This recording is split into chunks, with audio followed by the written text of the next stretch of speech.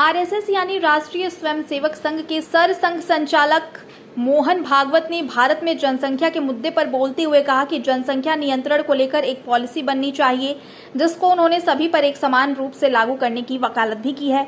संघ के सरसंघचालक मोहन भागवत के इस बयान की प्रतिक्रिया देते हुए हिंदुस्तान के मशहूर और मारूफ शायर और सूफी इस्लामिक बोर्ड के राष्ट्रीय प्रवक्ता कशिश वारसी ने कहा कि अगर जनसंख्या कानून राष्ट्रहित में है तो यह बनना चाहिए।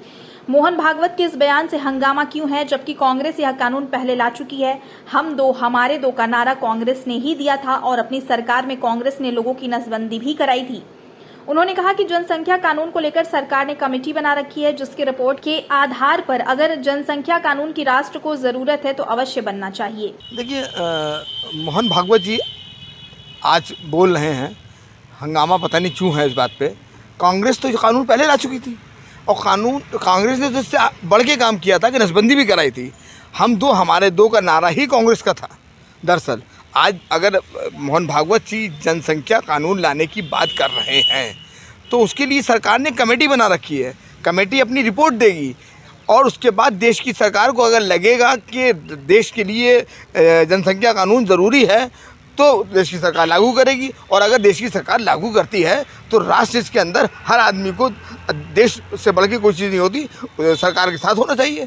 इसमें क्या बुराई है? नहीं, अगर देश की सरकार को लगता है कि देश के लिए ज़रूरी है जनसंख्या कानून तो वो लागू करे और हम मतलब हमें कोई एतराज़ नहीं है। हम देश हमारे लिए बढ़ के बाकी सारी चीज़ें पीछे हैं। देखिए, ऐसा है जिसको जो बोलना है वो बोलता है।